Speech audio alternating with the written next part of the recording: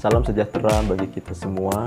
Dalam kesempatan kali ini kita akan belajar dari satu teks yang terdapat dalam Injil Yohanes pasal 20 ayat yang ke-22 mengenai kedatangan Roh Kudus.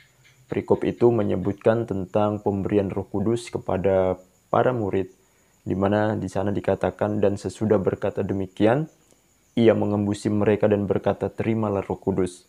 Perikop ini menimbulkan kesukaran dalam hal kedatangan Roh Kudus di hari Pentakosta. Bukankah sebelumnya Yesus pernah berkata bahwa jikalau ia tidak pergi, maka Roh Kudus itu tidak akan datang? Lalu mengapa di teks ini dikatakan bahwa Yesus mengembusi para murid dan berkata, terimalah Roh Kudus? Akan-akan di sini Yesus telah memberikan Roh Kudus kepada para murid. Mengenai perikop ini, Dave Hagelberg memberikan komentar demikian.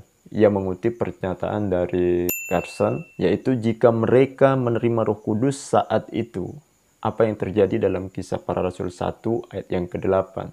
Selanjutnya, setelah mereka menerima Roh Kudus dalam Kisah 1 ayat yang ke-8, mereka menjadi seperti manusia baru dengan sikap dan pelayanan yang luar biasa. Sedangkan sikap mereka dalam Yohanes pasal 20 ayat yang ke-23 sampai pasal 21 ayat yang ke-25 tampaknya biasa saja. Dan juga ucapan Yesus, terimalah Roh Kudus. Sebenarnya waktu itu mereka belum sungguh-sungguh menerimanya. Jadi menurut Carson, perintah terimalah Roh Kudus ini perlu dimengerti sebagai suatu simbol. Jadi bukanlah sebuah kenyataan bahwa para murid pada waktu itu sudah menerima Roh Kudus.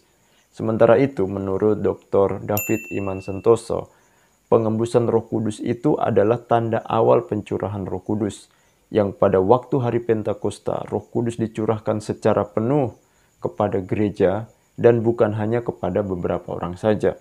Kalau kita melihat Injil Yohanes, ada hal yang sangat menarik di sana. Kita dapat melihat Rasul Yohanes membuka Injil Yohanes ini dengan satu pernyataan, pada mulanya adalah firman atau logos, dan segala sesuatu dijadikan oleh firman itu. Jelas pernyataan ini mengkoneksikan dengan Kejadian pasal 1 mengenai penciptaan Allah melalui firman-Nya. Dan kalau kita mencermati apa yang dikatakan oleh Rasul Yohanes mengenai Yesus mengembusi mereka dengan Roh Kudus, maka secara tidak langsung sebenarnya Rasul Yohanes sedang menghubungkan peristiwa ini dengan Kejadian pasal 2 ayat yang ke-7. Ketika Allah mengembuskan nafas hidup ke dalam hidung manusia atau Adam. Sehingga Adam ini menjadi ciptaan yang hidup atau makhluk yang hidup. Bengel Snowman menyebutkan ketika dia mengembusi mereka, dia menanamkan ke dalam mereka kekuatan hidup yang baru. Hal itu senada dengan yang dinyatakan oleh Rasul Paulus. Manusia pertama Adam menjadi makhluk yang hidup, tetapi Adam yang akhir atau Yesus menjadi roh yang menghidupkan. 1 Korintus pasal yang ke-15 di ayat yang ke-45.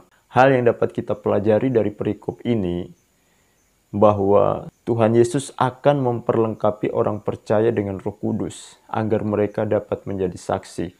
Dan juga kehadiran Roh Kudus dalam diri orang percaya akan menjadikan mereka manusia rohani, dengan kekuatan hidup yang baru, bukan sekedar makhluk yang hidup seperti Adam.